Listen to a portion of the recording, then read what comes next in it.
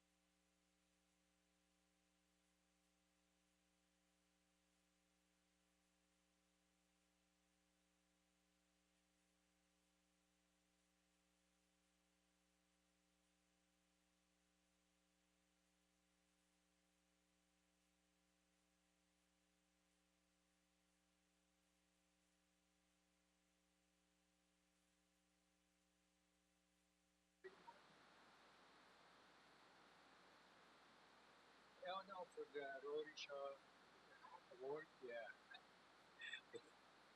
No, I received it.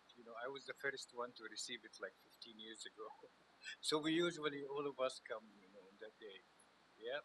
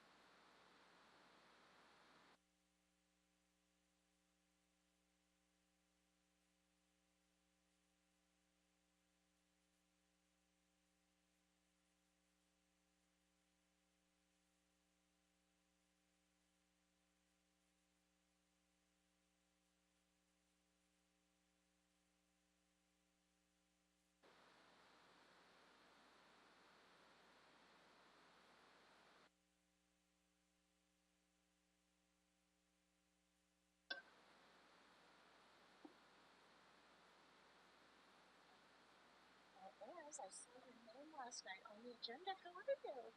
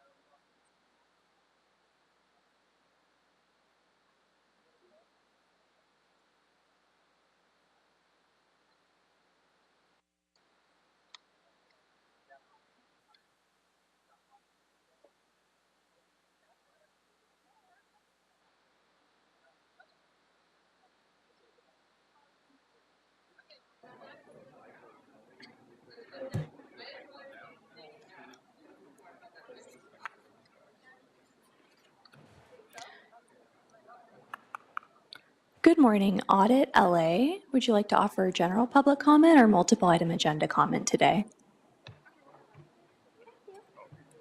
Good morning. I would like public comment and all agenda items, please. Thank you.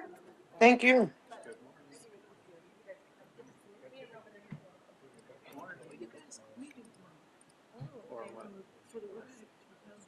Oh, okay. I haven't even looked that far ahead. I don't know. I'll find out.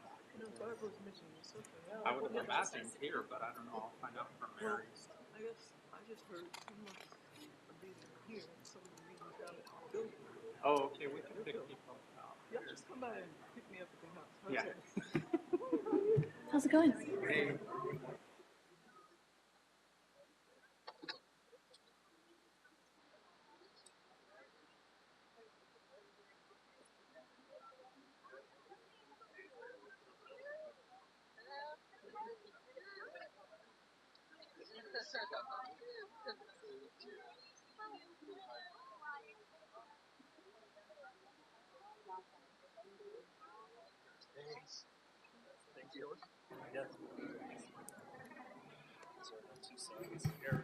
Good morning, Jill. Jill, would you like to offer general public comment today or a multiple agenda item comment? General public comment. Thank you.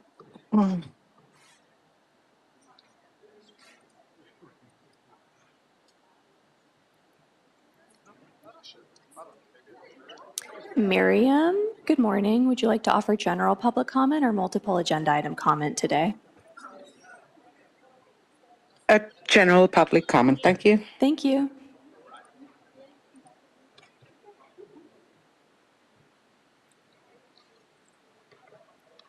Good morning, Elise. I'm Elise Weeks. I'm here for the Roy shop, and I'm also board rep today. Okay, great. Thank you.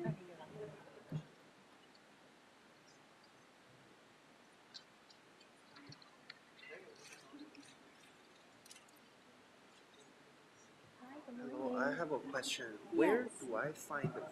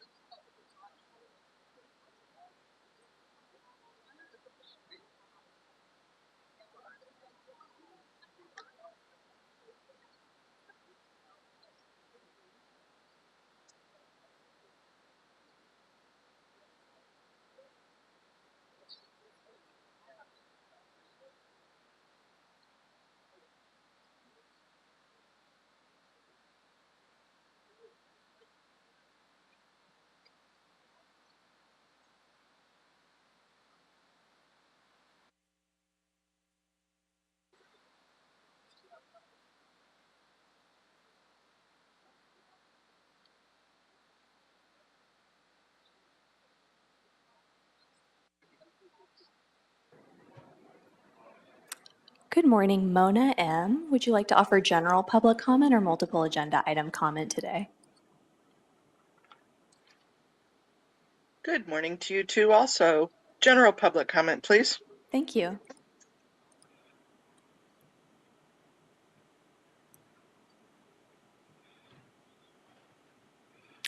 Caller OSA, good morning. Would you like to offer general public comment or multiple agenda item comment today? The general, please. Thank you. Thank you.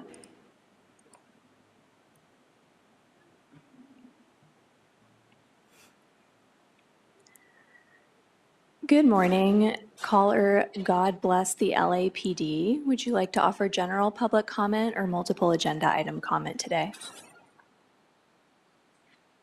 Hello? Hello? Yes, we can hear you. Oh, okay. General, please. Thank you. Thank you.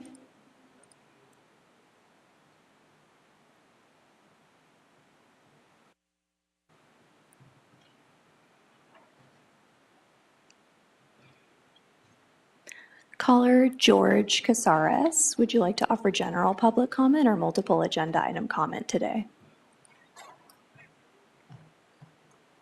Yeah, hi, this is George. Can you please just have me down for general? Thank you. Thank you.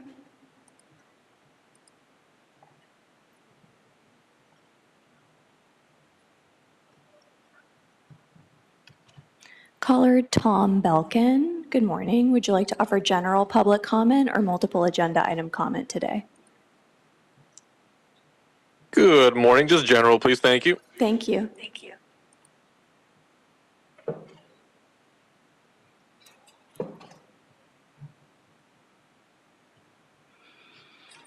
Caller Yvonne, good morning. Would you like to offer general public comment or multiple agenda item comment today?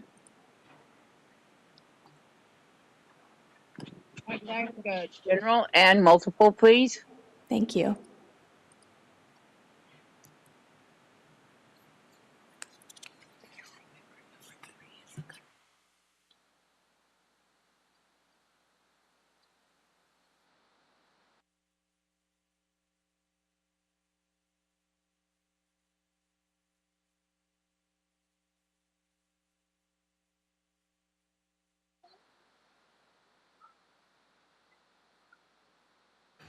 Good morning, caller Gigi's phone. Would you like to offer general public comment or multiple agenda item comment today? General. Thank you.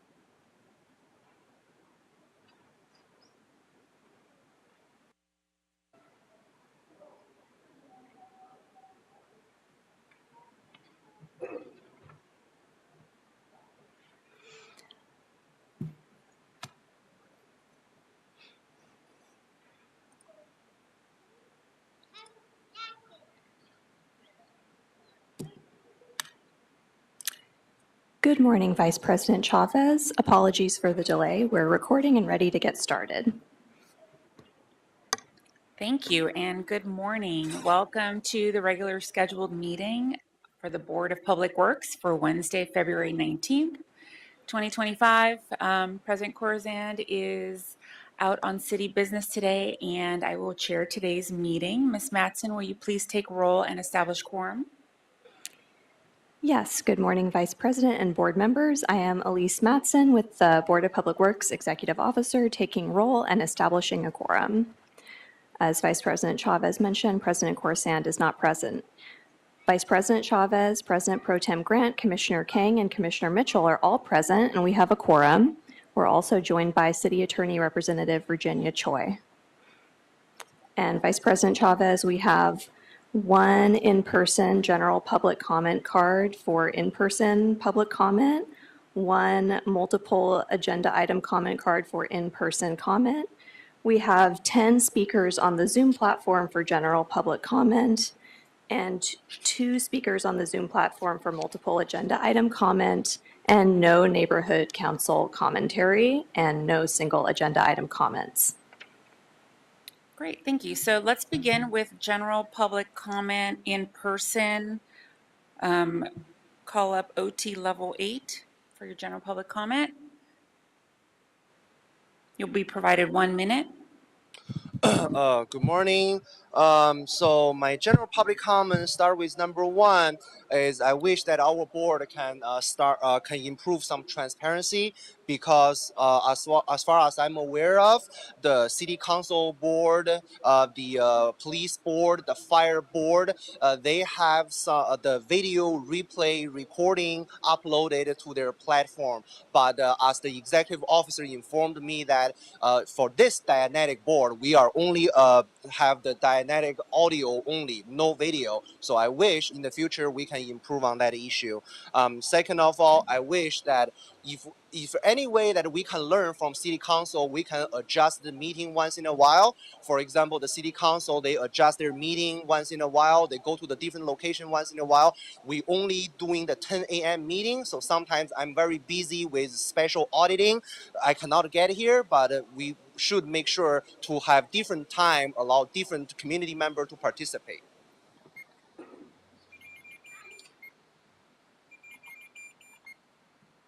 Okay. Do we have any general public comment on the virtual platform? Yes, we have 10.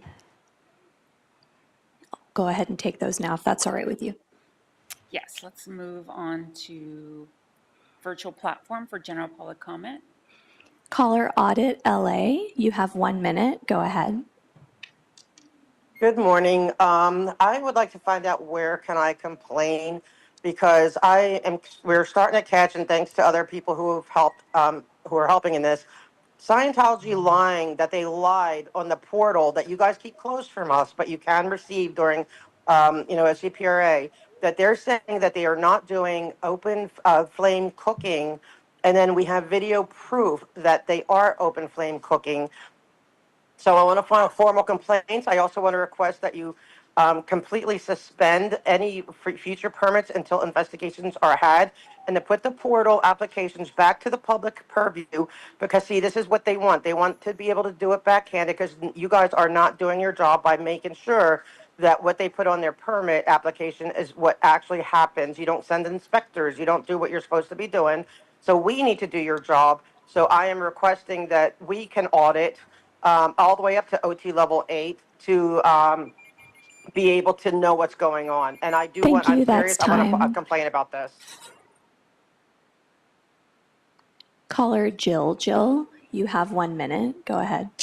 Again, the planters are still there, and you're listening to the cult of Scientology. They're not your boss. Actually, you are their boss. They have to apply by the rules that everyone else has to abide by. The other thing is that why can't you, if they're bothering you about things, why can't you just block them if they're harassing you and you're afraid of them? You could also maybe go to some legal route to get restraining orders if you're afraid of them. They don't have to bully you. Why don't you stand up to them? doesn't make sense. I don't know what you guys are doing. Just go with the truck and remove the planters today. Lickety split. Bye. Caller Miriam, you have 1 minute. Go ahead. Thank you. I've been doing my auditing of the baby caskets on Sunset and L. Ron Hubbard Way, and I have come up with number 152 baby caskets over there. That's, to my calculations, the same number that there was also last week. I'm wondering how slowly this process is going with the removal of the baby caskets on the L. Ron Hubbard Way. Just asking. Thank you.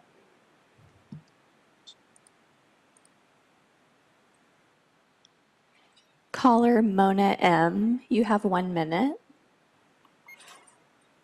Go ahead. Thank you. Can you hear me? Yes, go ahead. Thank you. And I am calling about the planters that are not ADA compliant, cannot get on or get off my paratransit vehicle there, and I use a wheelchair, so I feel very discriminated against. And to remind you that kids cannot consent, and the reason why I want to be there is to show the abuses. Kids cannot consent. The evidence of people with injuries is abound. I have a list of over 200 brave survivors that have come forward. In reality, it's in the thousands. Scientology abuses children, tears families apart, and is a wolf in sheep's clothing, and they don't want to hear my First Amendment right to talk about them. They're not letting me on and off my wheelchair, my paratransit. Thank you. I yield back my time.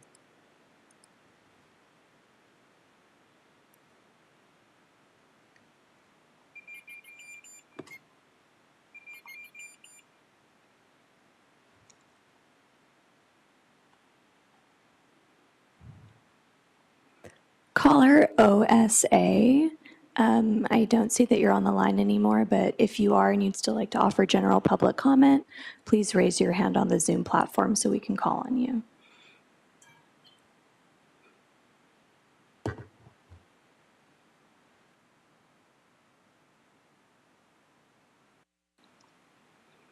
Caller George Casares, you have 1 minute.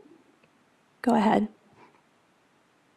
Yes, hi, good morning, board. I am here to, since I know Deputy Virginia Choi is a prosecutor, I'm here to make a formal crime report. And I know, in fact, that the city attorneys who are deputies can take one. This is a clear violation of LAMC 62.169 by the Church of Scientology over at the Blue Building compound located on 4810 West Sunset Boulevard. I require a formal acknowledgement of this report for violating LAMC 62.169. Film the police USA at protonmail.com. I require a reply by end of day forthwith. And shame on this board for not prosecuting Scientology. You of all people should know Scientology is in fact a criminal racket. Over 48,000 documents were seized and raided by the FBI, some of which included kiddie porn. Keep that in mind, kiddie porn. That's right, kiddie porn. That's what you guys are protecting. So anyway, Deputy Virginia Choi, I expect a reply end of day. Thank you, that's for this crime time. report.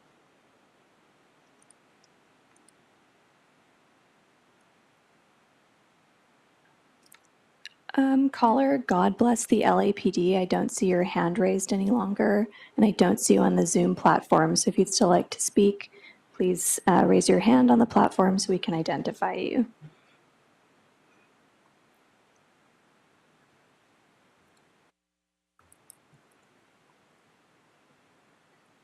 Caller Yvonne, you have 1 minute. You can go ahead. Thank you. I'm going to talk about the event this last weekend. It included at least a two-story stage setup that was not permitted, and also not permitted was the fact that they used 5 loudspeakers pointed at the Kaiser Permanente Hospital to disturb the patients and to create a sound barrier for annoyance purposes. And I don't think that any permit should allow excess noise just to annoy people. In attendance were just Sea Org members and Scientologists. The public did not show up. There were actors, and it was a stage set with blocked seating and children actors, and it should not be considered a public event, or it should better be permitted as Thank a you, filming that's time. activity. Thank you. Caller Gigi's phone. You have 1 minute. Go ahead. Okay, so first, I remember a time when we would call in and we would be able to look at the commissioners as we spoke. For some reason now, we just get to see a blank screen basically as we speak, and we don't get to see you guys as we're speaking. If there's a way to bring that back where we can see you guys as we speak, that would be awesome. And if you could put like a timer up so we know how much time we have, I know that's possible because other meetings do it. And then lastly, of course, the planners are still there. You aren't doing your jobs with the planners. Get rid of the planners. They should have been gone. We shouldn't have to keep telling you over and over and over, get these planners removed. Get them removed today. Stop taking the time to fight them, you know, like in court, or give them citations to where they're not going to pay. Like, stop that BS. If it was someone else, they'd be gone already. You're just favoring them because they're Scientology. Thank you, that's time.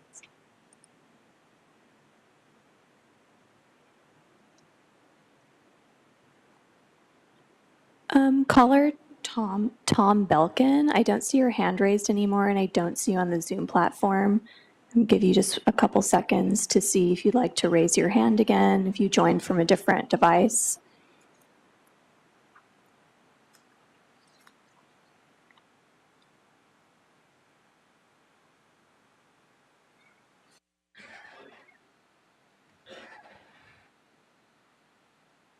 Okay, Vice President Chavez, that's it for our general public comments today. Thank you. Okay, so we'll be closing general public comment, moving on to the multiple agenda comment section. As a reminder, multiple agenda comment is an opportunity for members of the public to comment on multiple agenda items. Please let us know which items you're speaking on, and you will be allowed up to 1 minute per item, up to a total of 3 minutes per meeting. This is the only time to speak on more than one agenda item.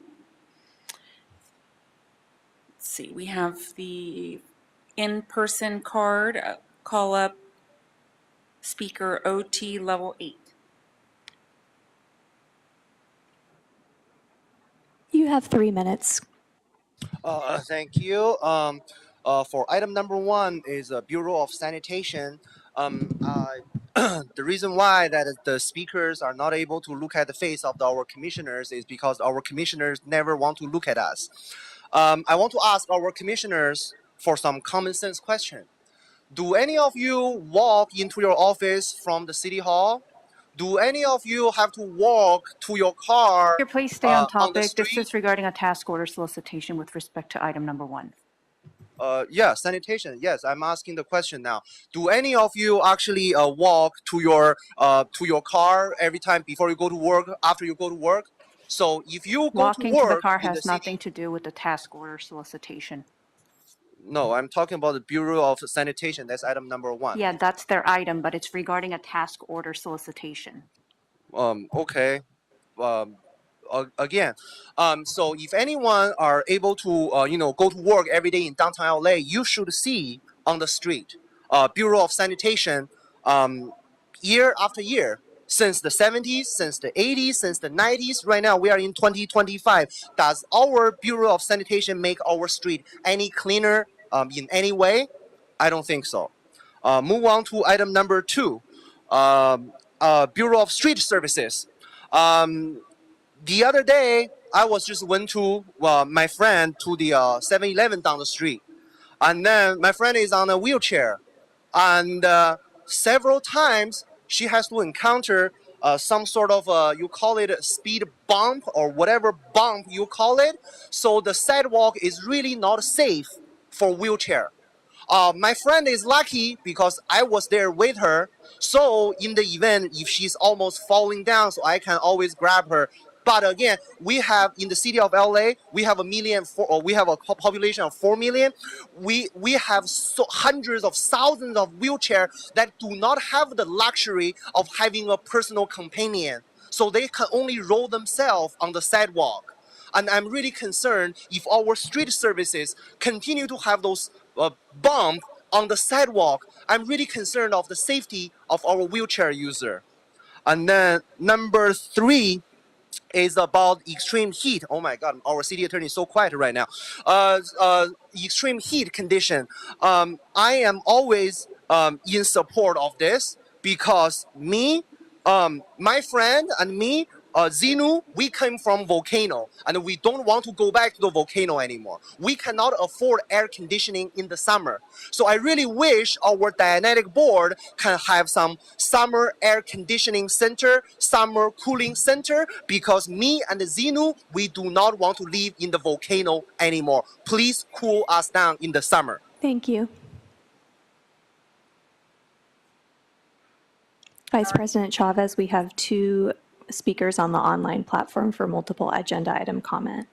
Okay, let's move on to the virtual multiple item public comment, please. Caller Audit LA, you have 3 minutes. Go ahead. Yes, thank you. I'm speaking on all items. First, let's start with number 1. I am completely against this task order on all levels because until you complete the task that we've been bugging you for, not bugging, I mean, just pleading for you to obey the law. Why should this task order go above the task order that we're requesting for you to become ADA compliant? I know that, Xenu, whatever, that they may not like it, Scientology doesn't like it, but that's what we need.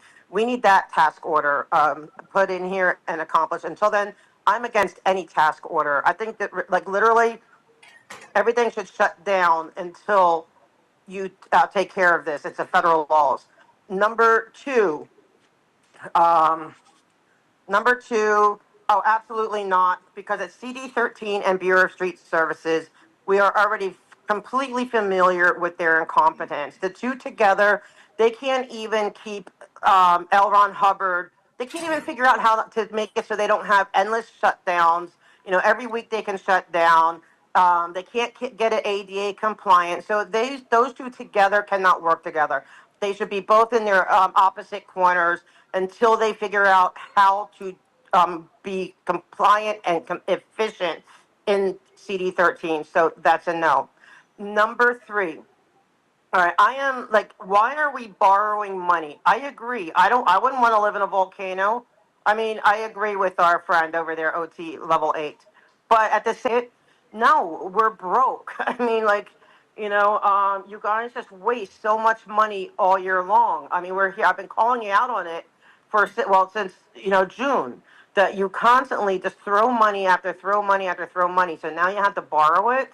And if you're going to borrow that kind of money, and if you say yes, can you put a few bucks towards getting rid of the planters, and making that compliant, please. Number 4, propane. Like I said, I would like this report to include the fact that that Scientology was using propane on the road when they were specifically said they will not be using any open flame cooking, but they did. So I want that report to include the follow-up that they will do, or how to file a complaint.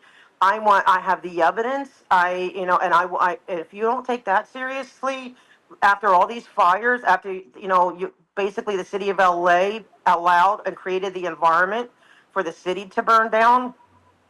Here's something I'm trying to tell you. They are lying to you. They're using open flame stuff Thank you. That's on a time. street where they don't have fire lanes properly. Caller Yvonne, you have 3 minutes. Go ahead. Thank you. I'm gonna 1, 2, and 3. The contract was supposed to be signed and initiated January 15th, and it is now February 19th. and the first deliverable is, contractually is April 11th. There's a enforcement problem there, and if the contractor is working without a contract, this is also a problem. The overall goal is a good one. I suggest that you encourage the local restaurants to have a Chasen's window. Chasen's always had a less expensive meal, and if you didn't have any money, they would provide you a hearty soup of basically the leftovers and in the prep work, and they fed people. This is good not only for their business but also for the city. The public toilets, number 2, yes, yes, and yes. However, I believe that the public toilets should be manned and cared for by capable homeless people that need a first step to a job and a place to stay. You could have a security office in the back of a previously empty building that the unhoused person is allowed to sleep, and they maintain the restrooms and perhaps even sell combs or some other kind of opportunity, but pay them as a docent. It wouldn't increase the cost you have budgeted, and you would give them some normalcy from which they could springboard to something else in a year. Number 3, you're robbing Peter to pay Paul, hoping that John will pay you. The grant from the state may or may not be funded by federal funds, and if that is the case, the federal funds in this current environment are likely to be removed from the state of California. I'm extremely cautious with funding of this type. If you don't have it in the budget, don't spend it. Thank you.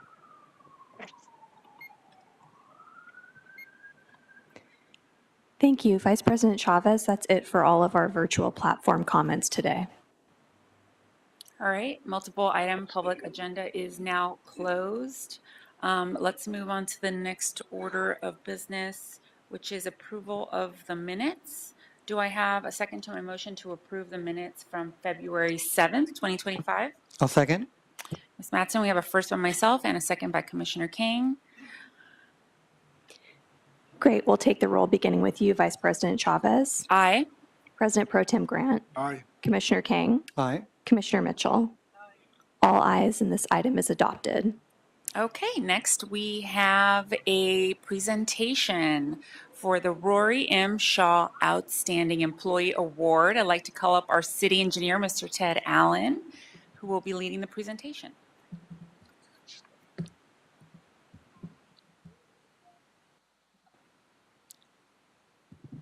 Good morning, Madam Vice President and Commissioners. The Rory M. Shaw Award, I know this is the first time, at least as commissioners, that you'll be seeing this. It's actually our 20th. It's always a bittersweet day for us. It's a memorial and celebration, well, not celebration of passing, but celebration of life of Rory M. Shaw, who died in the line of duty on Sunday, February 20th, and 20 years ago tomorrow. So a few days after his passing, Mayor Hahn led a memorial service that filled the whole city council chambers, standing room only, filled this chamber and some of the committee rooms to show how much it impacted us. You can hear in my voice how much it impacted me personally. He was a friend of mine. And so we remember him year after year, but we make it a positive as well. And so this is essentially our Employee of the Year Award. And Ethan, you can go ahead and stand up here if you want. So I'm going to talk a little bit about Rory and also then about Ethan, who was our selected winner this year and well-deserved. And so I wanted to give you a little bit of that background first. So if you hear my voice shaking, you'll know why. So I'll start with Rory. And many, many years, Rory's mom was here with us. Rory's mom, Shirley, passed a few years ago, sadly. His sister, Leslie, may be online watching. So I'll talk about Rory first, and then we'll talk about Ethan. So Rory Shaw was born on September 4th, 1957 in Aurora, Colorado. He attended local schools in Traverse City, Michigan, and then he pursued studies at Michigan State University, where he was awarded a Bachelor of Science degree in mathematics in June of 1979. Following graduation, Rory joined the U.S. Navy as a lieutenant. He attended Nuclear Power School and became part of the Navy's Nuclear Power Training Unit. Subsequently, he attended the Surface Warfare Officer School, after which he served aboard the USS Truxtun, a nuclear-powered cruiser. His duties included nuclear power and classified assignments. You know what he told us if he told us about that, what he would have to do. He was honorably discharged from the Navy in March of 1984. In 1985, he returned to Michigan State University, where he earned a Bachelor of Science degree in Civil Engineering in 1990. Following graduation, Rory was recruited by the City of Los Angeles Department of Public Works, and in 1991, he started as a civil engineering assistant in the Wastewater Systems Engineering Division. Rory received many awards and commendations during his tenure with the Department of Public Works, including a Meritorious Achievement Award and a Going Beyond Expectations citation, two of the highest awards presented by the Board of Public Works. He received his professional engineering registration from the state of California as a civil engineer in 1999. At that time, the city had found itself in need of more and more emergency repair work. Actually, that continues to this day. That seems, with all the 6,500 miles of sewers we have, it's a continuous need. Rory's technical expertise and commitment to public service led him to the position of Civil Engineering Associate 4. He was one of the first Associate 4s that we had in the Bureau, which is like a technical expert position. He was the Chief Emergency Construction Engineer for the city's 6,500 mile sewer system. He was the heart and soul of that highly successful program. Sadly, he passed away on Sunday, February 20th, 2005. He tragically died while working during a storm, supervising efforts to repair a massive sinkhole on Tujunga Boulevard. It was on a Sunday, and there was an unexpected loss of part of the street, and we lost Rory. As I mentioned, his mother Shirley was here for many years attending this award, and he's also survived by his sister Leslie. In his honor, and I knew him personally from the beginning of my career in 1993. Alfred also started at the same time. We both knew Rory well. Some of the things that stood out to me personally about Rory: very honest, sometimes to a fault, but he would always tell you his true opinion on things, and he wouldn't sugarcoat it, which we very much appreciated about him. He worked very hard and expected others to work hard as well. Extremely smart. Obviously around a bunch of engineers, it's not easy to flex on engineers being smart, but he went to nuclear school, so we didn't even try to compete with him in that regard. And very, very funny. Great sense of humor. It could be a very dry sense of humor. Sometimes you weren't sure if he was joking until you saw him crack that little bit of a smile. And he always had that smile in his eyes as well, which I remember well about him. I always enjoyed my time with Rory. We would visit at lunch sometimes and whatnot, even though I was in a different group. Those interested in learning more about Rory and about his memorial service and photos, we have on our website on engineering.lacity.gov. If you go to About and then Rory M. Shaw, you'll see his bio. You'll see the newsletter from that time in March of 2005 when the newsletter came out. And you can read a lot of quotes, including from Mayor James Hahn and others in that newsletter. At the memorial service at City Hall that I mentioned, our former city engineer, Gary Lee Moore, announced that there would be a special recognition award that would be created in his honor so that he would never be forgotten, partly because he's a friend that we don't want to forget, and partly because we want to remember a much more emphasis on safety that we've had in recent years, and just we don't want to repeat that. And there are some things that can't be prevented, but anything that we can prevent, we want to. And so, you know, as a result of Rory's passing, we had many increased efforts in safety, including hiring a safety engineer as part of our bureau, which continues to this day. But this award is partly a reminder of that importance for safety, very much a memory of Rory and not forgetting him as a friend. And then also just to get to honor great employees in the bureau. The, the qualifications for this award, the selection criteria we use based on Rory and the person he was, they have to have demonstrated outstanding dedication to duty and outstanding leadership of qualities. They have to have made significant contributions in furthering BOE's mission and goals by performing their duties at a level of excellence far exceeding established standards. They have to have developed partnerships with the Board of Public Works, other city departments, bureaus, public agencies, contractors, consultants. They have to have established a reputation for professional service. They have to be recognized and respected by colleagues, clients, and supervisors, and demonstrated extraordinary problem-solving capability. Ethan definitely meets all of those, and so I'm going to read some of Ethan's bio, and then we'll let Ethan speak afterwards.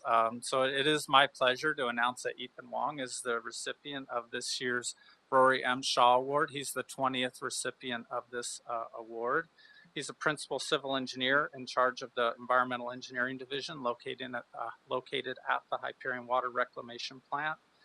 He was born and raised in West Los Angeles. After graduating Venice High School, Ethan attended Cal State Northridge, where he had graduated in 2001 with a bachelor's in civil engineering and was a member of the ASCE, American Society of Civil Engineers, student steel bridge team that finished 10th in the nation. Ethan was a longtime city resident living in West LA, Northridge, Palms, Woodland Hills, and Encino, before moving to Simi Valley in 2019 with his wife and children that are here today. His wife, Tina, and they've been married since 2012, and proud father of Ashleen, Ajay, and Aaron here with us today. With over 23 years with the Bureau of Engineering, Ethan's worked on numerous capital improvement projects and various programs. He began his city career in the Street and Stormwater Division, where he worked on designs of projects in Hollywood Hills and Venice Canals, and construction management of several low-flow diversion projects, including Santa Monica Low-Flow Diversion Facility. He then rotated to Valley District, where he did numerous development services and sewer assessment projects. After completing his rotation there, Ethan then moved on to what is known as the Proposition F Fire Facilities Bond. It was one of our biggest bond programs at that time, or maybe the biggest. In that role, Ethan was able to assist in project management and construction management of 6 new fire stations: Watts Fire Station 65, Woodland Hills Fire Station 84, Northridge Fire Station 87, Palms Fire Station 43, City Fire Station 78, and Crenshaw Fire Station 94. Then in 2008, Ethan was selected as a civil engineer in charge of the Prop Q Fire Facilities Renovation Program. But then that was short-lived, as he was soon called upon to go to the zoo and work on the 6-acre Elephants of Asia facility, where he was privileged to meet Billy the elephant at the time. It was in the news a lot. I don't know if you all remember that. That was not always good stories, but very famous Billy the elephant. The project won several awards, including a significant achievement award from the Association of Zoos and Aquariums. In 2011, Ethan became project manager 1, leading the Rainforest of Americas exhibit, consisting of several exhibits housing animals found in the Amazon rainforest. And then near the end of 2012, Ethan promoted to senior construction engineer and construction management division. He was the assistant division head there, did many projects, including recreation centers, public pool projects, and the asphalt plant number 1, which is capable of producing up to 600,000 tons of asphalt per year. And then in 2020, he promoted to his current position, where he's managing 77 staff members and overseeing all of our important wastewater reclamation plant project designs and construction, as well as pumping plant projects and other odd projects that we ask them to do sometimes. Ethan writes, we asked him to write some things, of course. He says he's thrilled to be the division manager in charge of such amazing staff and incredible projects. He's very excited to be part of the future of wastewater in Los Angeles as it strives to use more recycled water to ensure residents have a stable and sustainable water source for years to come. Most recently, and a lot of the reason he was selected this year, although as you can hear, all of his resume was already quite impressive, but with the fires in recent times, we decided we needed a joint task force out in Palisades to respond quickly and to do all of the stormwater protections needed for the fire.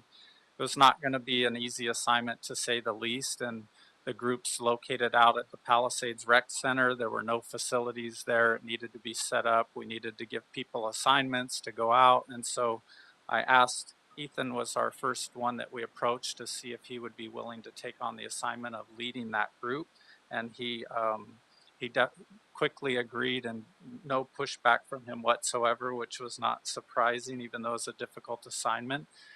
He's led that group with very little supervision because myself and Alfred and others have been, we're all just going many, many hours a day with a whole bunch of different assignments. So Ethan took that on his own, working with Bureau of Engineering staff, staff from all the bureaus actually, including contract administration, doing a lot of inspections for us, and doing a lot of the stormwater improvements to protect as much as possible, keep as much as possible of that ash out of the storm drains.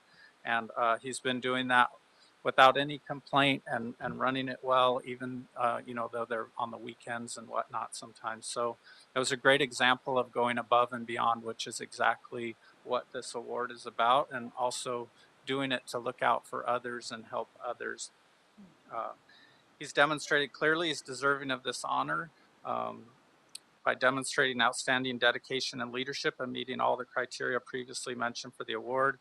I've personally known Ethan for much of my city career. He actually worked with my wife way back in the fire bond program, so I got to know him first that way. I was in the animal bond program one floor over. Ethan's the type of person you could give any type of challenge to and feel comfortable he would succeed.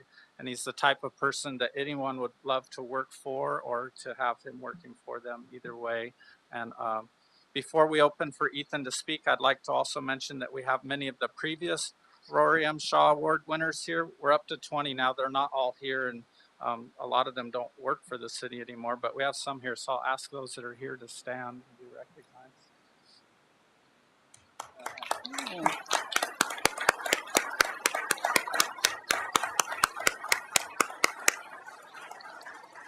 All right, so with that, I'll turn it over to Ethan, if that's okay, or did you want to do Commissioner? No, go ahead. I think we had one, Pete Brown from Council District 11, who wanted to say a couple words.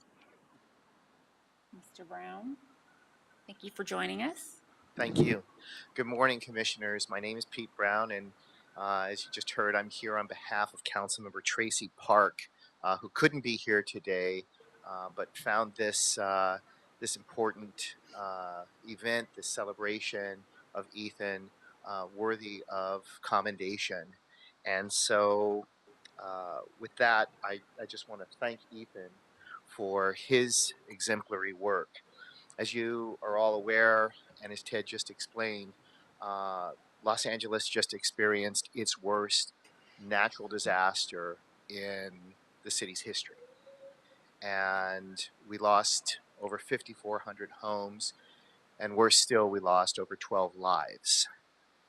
The extent of that damage in the Palisades was massive, and it was followed up by 2 storms, which only complicated the situation in the Palisades, and trying to mitigate and prevent further damage was really crucial and will prove to be crucial in the rebuilding of the Palisades.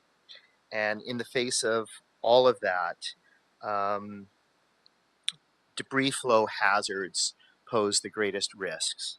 And we had Ethan in his leadership role there to guide us through that, to do hands-on assessments, working with a team of engineers. And I think we're very proud to have, I believe, the best engineering team in the United States. and Ethan's work on that to mitigate the potential impacts was beyond what we expected, and we're very grateful for all of their work. His immediate responsiveness, however, his willingness to answer calls, text messages, and emails at all hours of the night really exemplifies this level of dedication that is rare in public service, but it reflects the best of what we have in public servants. And Ethan was there this entire time, understanding the gravity of the situation and putting his whole heart and soul into it. And we are very grateful for his work and his efforts on that. And I just want to say in closing, we don't often get enough time to thank our city workers and our employees for the tremendous work that they do. And I'm grateful that we have a day like this and an award like this to recognize a real gift in our personnel and our staff. And again, he represents the best of the city, of our city family, and we really are a city family. So with that, on behalf of Council District 11, on behalf of Councilmember Tracy Park, I really want to thank you, Ethan, for your tremendous work in this. Thank you. Thank you.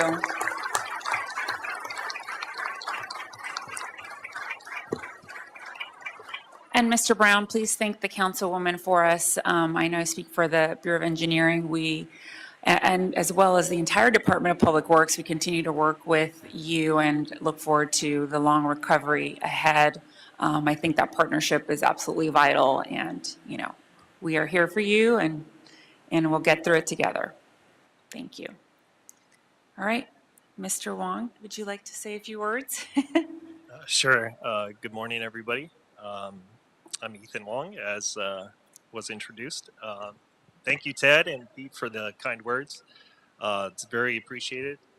Rory Shaw was truly a force for the Bureau of Engineering. He had such strong work ethic, and he always made sure the work was done right. I'm humbled and honored to not only receive this award, but to be mentioned alongside the past winners, as they are all exceptional employees. I want to first thank my wife and my kids for coming today and for their love and support. I wouldn't be here without them.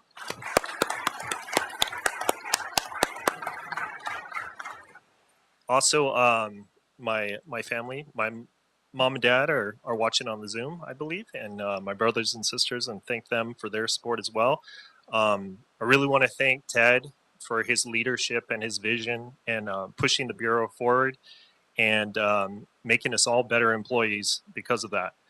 I want to thank the entire exec team, but definitely want to highlight our Chief Deputy City Engineer, Deborah Weintraub, who was had a big impact on my career in some of our past projects, and definitely my current boss, who's also here today, Deputy City Engineer Alfred Mata, for always being there to hear me out, be a sounding board, and mentor me in my role as the division engineer for the Environmental Engineering Division, also known as EED. I would not be up here if it wasn't for tremendous staff.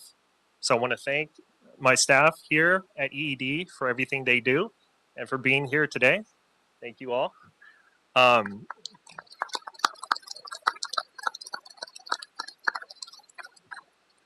also want to thank all of the engineers that I'm lucky to be serving up in the Palisades areas with.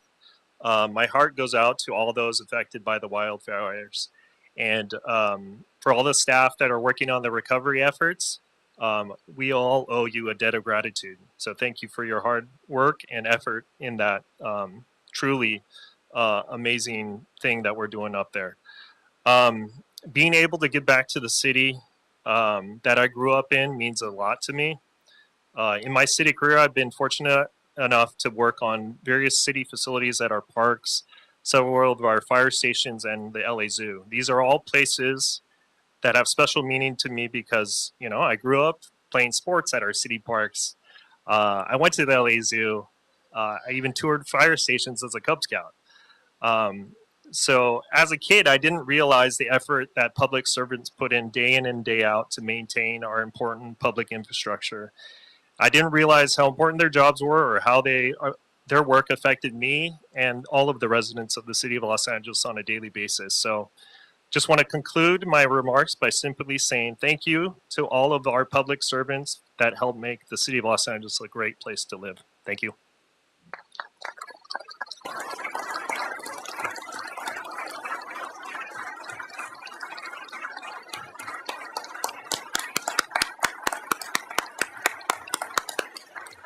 Thank you. Okay, so we will go to board member remarks, and then after that, we're going to take we'll do some photos and take a short recess.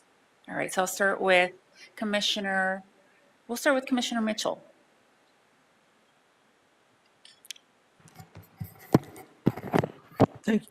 Thank you, Vice President Chavez.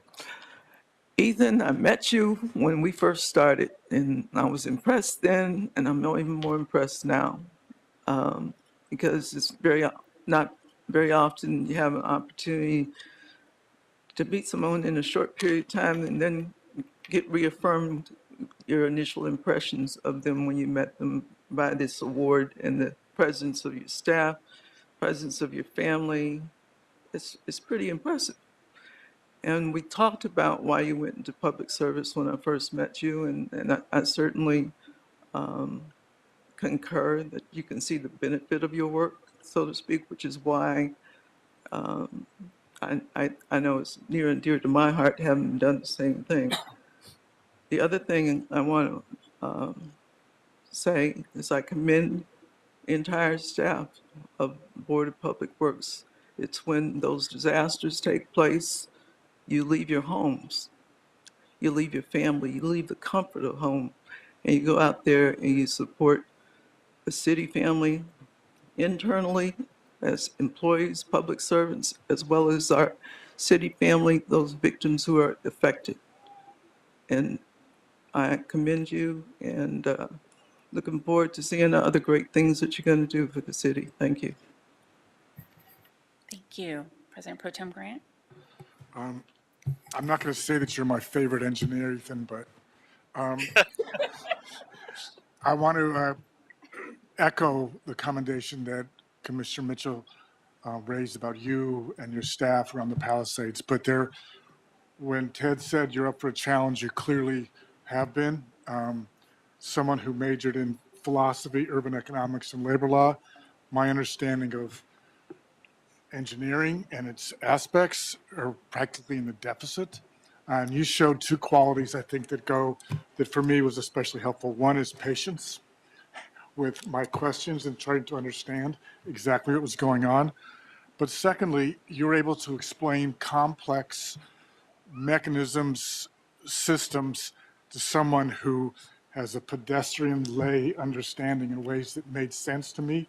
And I appreciate your work, what you've done, and the role that you've helped us play on the board and the city as well. Congratulations and thank you. Commissioner King. Thank you, Vice President Chavez. Good morning and congratulations. Also wanted to echo what all of my colleagues have said, but the fact that you have Mr. Allen, Mr. Brown, and all of your colleagues at engineering at a Wednesday 10 a.m. meeting here at City Hall is a big testament to your leadership and the fact that you have dedicated your life to really uplifting all Angelenos. So thank you. And it's also great to know, to put a face to one of my favorite projects, which is the LA Zoo, the elephant exhibit, where I take my two kids. So thank you for that. You make all of our lives much better. So congratulations. Thank you. First of all, I'm really pleased to learn about this award and the legacy of Rory M. Shaw. I really love the concept of this award of honoring an outstanding employee. So often we get presentations here of people who have done great work throughout their careers, but it's at the end when they're retiring. And I think it's amazing that you uplift and recognize leadership in the midst of their careers so that they can continue to be mentors As we see from the past honorees here, you continue to carry in that legacy forward of Rory, and I think that's really really special. So thank you for being here today, and thank you, Ethan, for your clear, steady leadership during crisis. You know, it's evident to me that you lead with both skill and humility, which is not always the case with leaders, but it's such a vital skill. And it's great to see your family here and your kids. I think that's just a reminder of the importance of loved ones, that they share in your professional journey with you, and you know, you get to they get to celebrate with you in your successes. So congratulations and thank you. Thank you all. And that's it. And with that, we're going to recess really briefly and take some photos.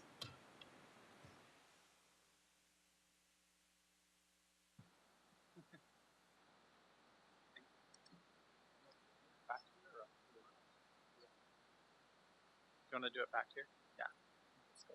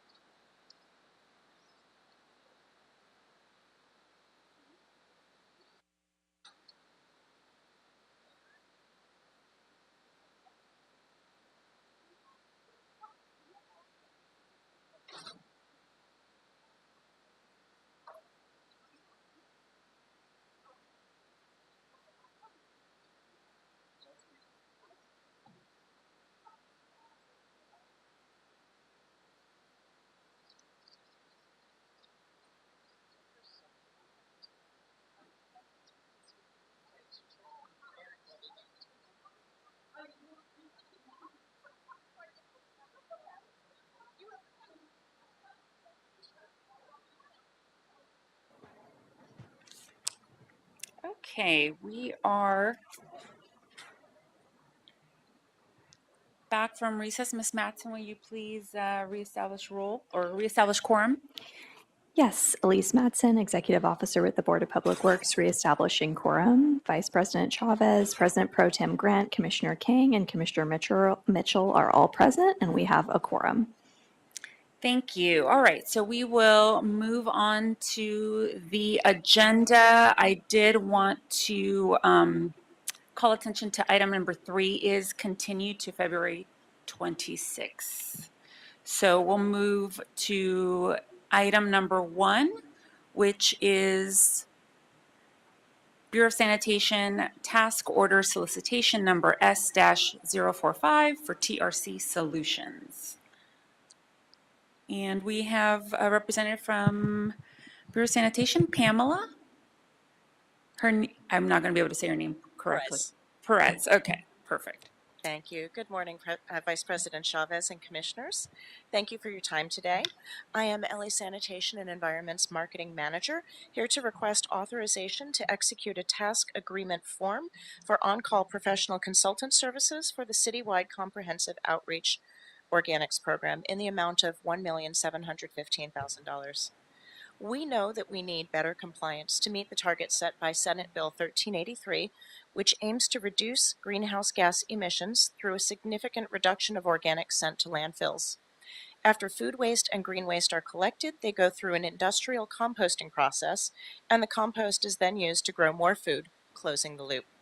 It is imperative that we increase public understanding and participation in this citywide collection program. 2 CalRecycle grants were awarded to LA San. OWR 3 in the amount of $800,000 was earmarked for outreach, and $515,000 of that grant is for this TOS. OWR 4 was an additional $1.2 million for outreach, and the entire amount is for the TOS. These 2 grants offer much-needed resources to enhance the city's efforts to increase compliance, and they offer the opportunity to innovate and try new strategies. We did go through a competitive bid process. We knew it would be ideal to have a consultant whose primary focus is education and outreach. It made sense to piggyback on LADOT's on-call bench list. They have 48 prime consultants in the marketing and public media relations and public engagement categories. A task order solicitation was shared. Additionally, an invitation to attend the mandatory pre-proposal meeting was sent to all 48 primes through the city's ramp system and also directly by me via email. 16 of the 48 primes attended the virtual meeting, and 2 bids were received by the deadline.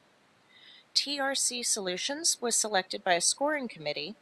TRC and their sub-consultants are local to Los Angeles, so they have strong knowledge of LA's culture and diversity. They also focus on data-driven solutions utilizing GIS. They have local bilingual outreach teams, and they offered a lower cost structure. They also met the city's business inclusion program outreach requirements. The TOS has multiple tasks, the first of which is 4 focus group studies to better understand what verbiage and images resonate with multifamily homes and restaurant owners, what challenges may prevent their participation in the program, and how we can change behavior throughout the city. What we learn here will guide us through many of the tasks I'm about to share. Food styling, photography, and videography are another task intended to stage and create photos and video shorts of multicultural and ethnic meals being prepared in residential and commercial kitchens, with the goal of showing inedible food scraps going into the countertop kitchen pail or a commercial green bin. Photos and videos will be used in outreach materials. Street teams will visit restaurants that do not yet have Recycla service, organic service with Recycla. It's basically a warm handshake to start a friendly conversation with owners and managers about barriers to participation and best practices seen. Branding and messaging is integral to building a brand standards manual with overarching comprehensive brand identity, core messages, and graphic design guidelines for all of our Organics LA programs, such as food waste prevention, curbside organics collection, home composting workshops, the Hello Lamppost pilot, farmers market drop-offs, edible food recovery, and more. And all of these materials will meet the Department of Justice ADA guidelines requirements. Display and outreach materials will be utilized to interact with the public, from pop-up banners and canopies to demonstration props to educational materials, all in multiple languages. Print and online advertising will be utilized to amplify and expand our reach on social media and search engines, and also to reach people via hyperlocal and cultural newspapers in their respective languages. And of course, program management and miscellaneous costs. By implementing this 100% grant-funded program at a cost of $1.715 million over the next 2 years, we aim to reach the unreachable where they are in languages and methods that make sense to LA's diverse population. We will use innovative and data-driven strategies to help residents and businesses adopt these new sustainability habits, meet the city's landfill diversion goals, and help reduce the effects of climate change. Commissioners, I know that was a lot of information, and I thank you for allowing me the opportunity to explain the details of the task agreement form. May I clarify any details or answer questions for you? Thank you for that presentation. Colleagues, do we have any questions? Commissioner King? So thank you for your presentation today. I know we had an extensive conversation about this, so thank you for that information. But definitely, I think many of us are in agreement that there needs to be an extensive education and awareness campaign related to the city's organics program, as not only to comply with SB 1383, but also, just as we mentioned, many people are still very much unaware about the ABCs of the whole organics program. And I hope in our conversation we talked about ethnic media, a lot of the on-the-ground outreach. I sincerely hope that many of that will be taking place in the months to come. So very much looking forward to it. Absolutely. Thank you, Commissioner. Any other questions? Okay, just a quick one, just following up on Commissioner King's remarks. First of all, I think that it's really important to have such a robust education and outreach program to supplement what staff can do. Right, staff can only do so much. You need additional help, especially on a program such as this that is still new for so many businesses. It's unfamiliar to them. They're not used to doing it. And we don't have a choice, right, where these are regulatory requirements. And I know when you did the briefing, we discussed really tapping into and reaching out to, ensuring that we're reaching out to the different member-based associations. I think the grassroots door-to-door outreach is, phenomenal. I think that that's really going to be helpful and can be supplemented by reaching out to folks like the California Restaurant Association or the Latino Restaurant Association. There's a lot of different locally based business specific associations, as well as the chambers of commerce and so on. So happy to work on this. I know I speak for myself. I would love to work with you and the team once they're up and running to help spread the word. I think this is a great program, and I hope that we can work on it together. Thank you, Vice President Chavez. I welcome your input and look forward to collaborating with you on this important project. Great. So do we have a motion? I'll move. All right, we have a motion by Commissioner King, seconded by Commissioner Mitchell. Great. We'll take the roll, beginning with you, Vice President Chavez. Aye. President Pro Tem Grant. Aye. Commissioner King. Aye. Commissioner Mitchell. All ayes. The item is adopted and carries forthwith. Great, thank you. All right, moving on to item number 2. Bureau of Street Services. We have a representative. This is the request for authority letter of agreement for Uniserve Facilities Corporation. Good morning. Good morning, Board of Public Works Commissioners. My name is Jim Lee. I'm a management analyst at the Bureau of Street Services for the Urban Transit Amenities section. I'm here to present this report, which is a request to execute under the Board of Public Works Authority, a letter of agreement between the Bureau of Street Services and UniServ Facility Services Corporation for the janitorial and maintenance services of 14 prefabricated toilets throughout the city of LA. UniServ Facility Services Corporation, also known as UniServ, is a janitorial service provider contracted with the Department of General Services, or GSD. Streets LA is seeking to utilize UniServ's contract with GSD, contract number C146927, to provide janitorial and maintenance services at the 14 public toilets.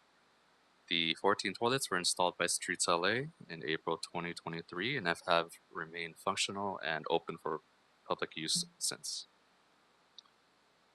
For the period between October 2022 and December 31st, 2024, Streets LA was utilizing a previous GSD contractor named Dedicated Building Services. Dedicated's contract was not renewed by GSD after its expiration in December 2024. And so Streets LA conducted a review of cost quotations provided by two other available GSD custodial contractors. And those two were UniServ Facilities Corporation and Allied Universal Services. And subsequent of the review of the two, Streets LA selected UniServ moving forward. 7 of the 14 public toilets are currently monitored by attendants in the Bowl Pit Stop program under the Board of Public Works. Daily supplemental janitorial services, as needed maintenance and repair services, however, are needed at all 14. Under this agreement, UniServ shall provide daily janitorial services to all 14 public toilets. The toilets that are not attended by staff from the Mobile Pit Stop program receive 3 service visits daily, while the other 7 locations that do not have attendance, the ones that do not have attendance receive 3 daily services per day, while the ones that do have attendance receive service visits once per day. The contractor shall also provide as-needed maintenance services, cleanup, and repairs at all locations, as well as a weekly power washing that is scheduled. Any additional power washing is also performed as authorized by Streets LA. The terms of this letter of agreement will cover services from the 2025 calendar year, starting from January 1st all the way through December 31st, 2025. And the total payments through the use of this contract, what we commonly refer to as piggybacking, will have a ceiling limit of $1.2 million. And that concludes my report and presentation. I am available for any questions. Thank you.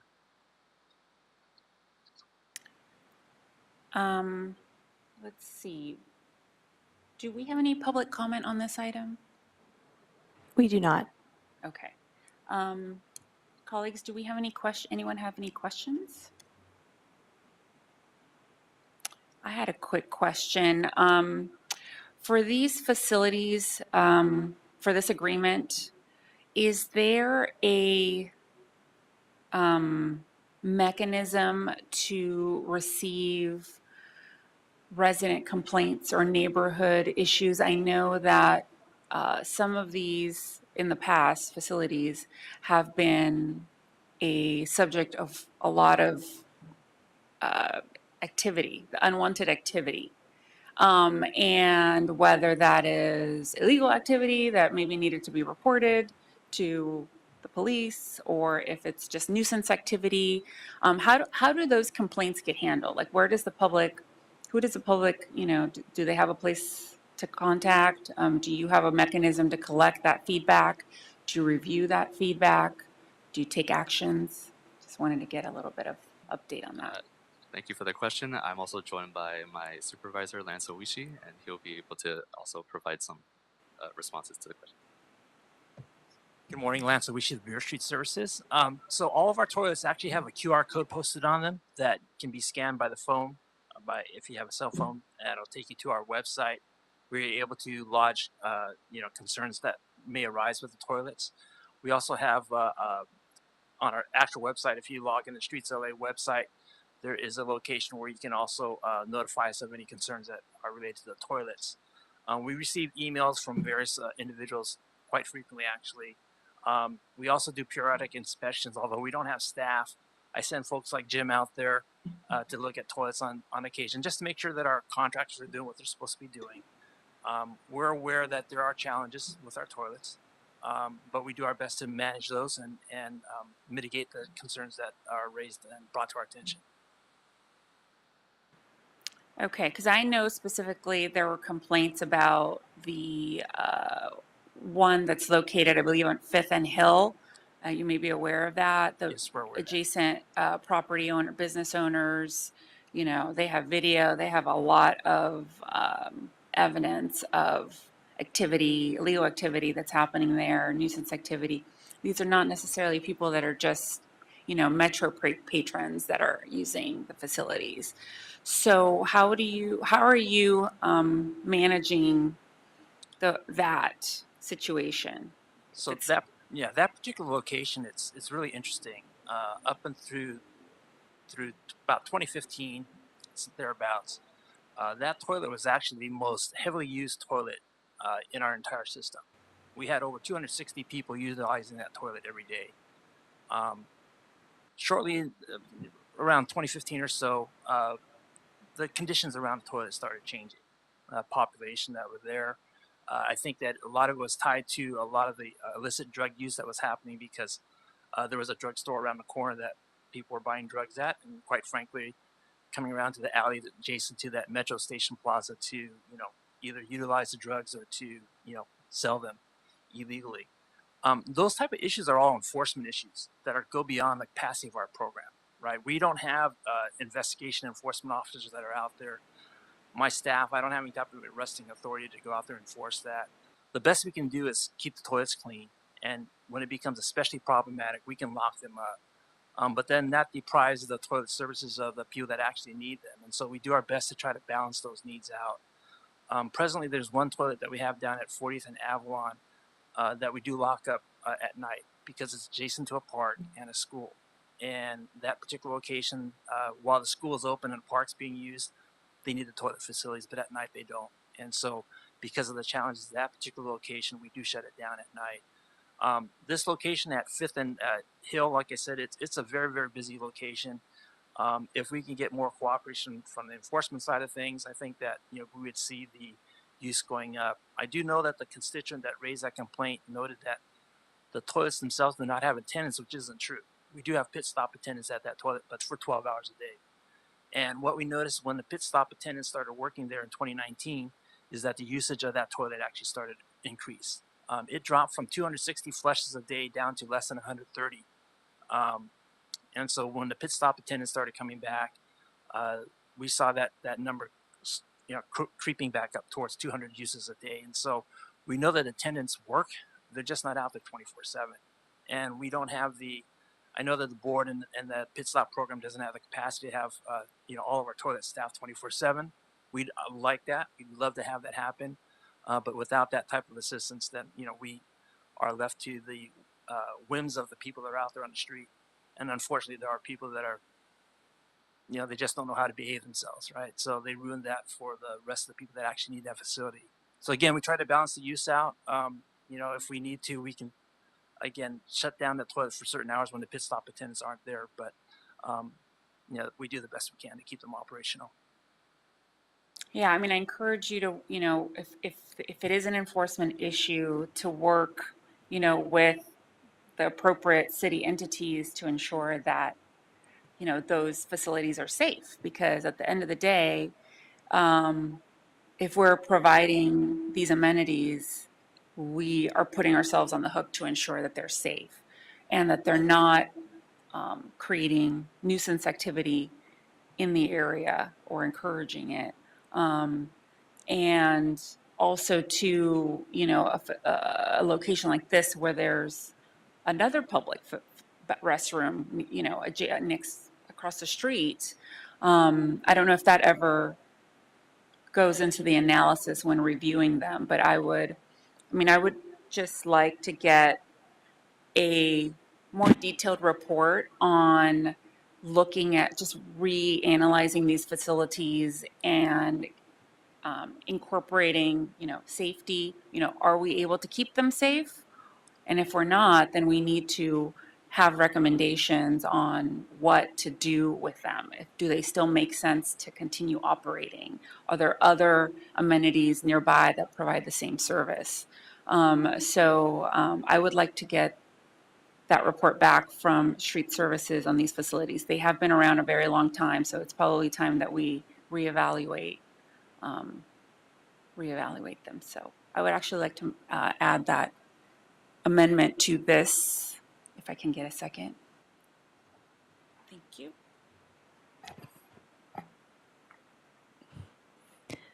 Great, so that was a motion to amend the item to add a report back to analyze the facilities and various options related to safety. We'll take the roll beginning with you, Vice President Chavez. Aye. President Pro Tem Grant. Aye. Commissioner Kang. Aye. Commissioner Mitchell. All ayes and the motion is adopted. Thank you so much. Great, thank you so much. All right, so we continued item 3. And so the last item we have is an oral report from the Office of Petroleum and Natural Gas Administration and Safety Update. Erica Blyther, welcome. Good morning. I have a PowerPoint. I'm not sure if there's a way to run it. I also have paper copies. I can pass out the paper copies. Oh, wonderful.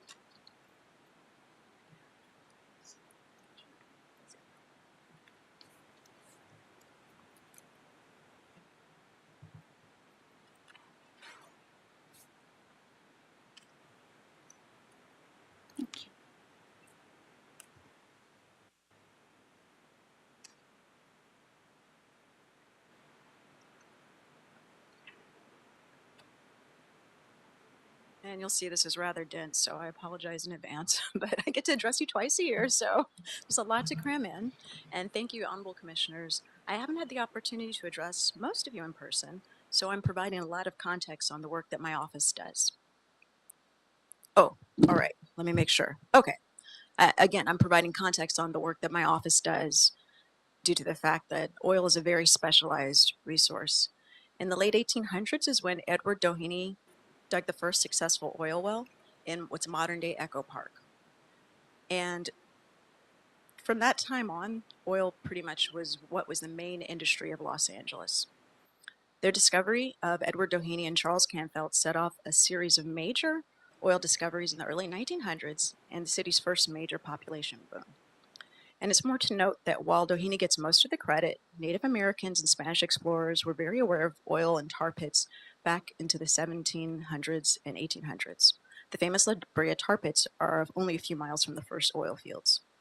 There are basically oil and gas facilities in nearly every section of the 503 square miles of the city. And here's some pictures. There's a picture from Council District 1. You can see some cows in the background. The next picture you can see is Council District 11. And there are oil infrastructure throughout. It's 1920s, it says Playa del Rey. So basically, you can see in the background it looks like trees, but it's actually oil and gas facilities. So there's a huge legacy of oil and gas within the city of Los Angeles.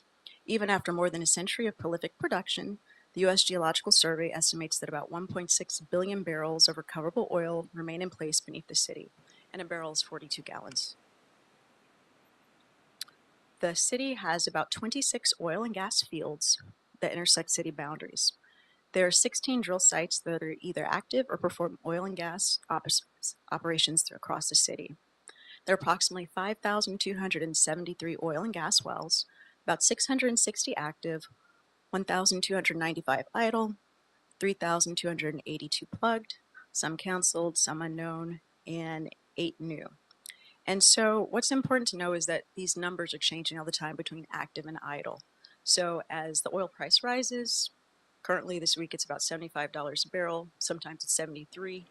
These idle wells get turned on. So these numbers are constantly changing. This date to look at is January of 2023. That's approximately the number of wells that are within the city. There's another breakdown by council district. So there's a colorful map of the city, and it shows where they are within the city. The vast majority are in Council District 15. There are also some in Council District 5 and Council District 1, as well as 14. But there's a huge distribution of oil wells throughout the city. There's another slide that has the 16 drill sites. So sometimes I say 16, sometimes 17, because some of these are very well known. There's 17 on this list, and it starts with Alanco. It's currently in the process of being abandoned. Jefferson was recently abandoned, but a lot of people still have memories of the Jefferson drill site. Goes on to list Murphy, West Pico, and several other drill sites ending with Warren EMP in Council District 15. This lists the drill sites as well as the operators. The Office of Petroleum and Natural Gas was originally formed in the 1960s and 70s when there was a lot of oil production occurring. Over time, the duties went away, but in 2014, the article that I'm showing you a picture of was actually from 1957, which is very interesting. But in 2014, there were a lot of concerns statewide about fracking. In 2015, there was the Aliso Canyon methane leak, and in 2017, the office was established in October. And this office was established within the Board of Public Works and is led by the city's petroleum administrator. The Office of Petroleum and Natural Gas Administration and Safety is responsible for the management functions related to petroleum and natural gas, including geological exploration, petroleum production, underground pipelines, oil fields, refineries, drilling leases, and gas storage fields within the city of Los Angeles. The office generates approximately $44 million a year, and none of this revenue do I keep. It all goes to the general fund, and we go through the budget process like everyone else. So nothing including fines, fees, or any types of late notices all go to the general fund. There's a picture here. It shows a few different aspects of drill sites. If you are familiar with oil terms, there's upstream, midstream, and downstream. There's a picture of some different things. So upstream would include things like the actual oil field drilling.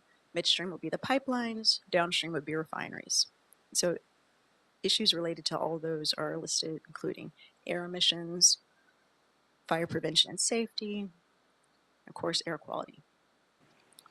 The role overall is to manage the Office of Petroleum Administration, so that includes things such as hiring, training, and staff development, the lead negotiator for pipeline franchise agreements, central point of contact for oil and gas issues, so that includes things such as oil seeps as well as subsidence, technical advisor to the mayor, council, and city departments, and internal and external agency coordination. So that includes internal agencies like the city's fire department, Department of City Planning, but also external agencies such as the South Coast Air Quality Management District and the state's Office of Oil and Gas, also known as CalGEM.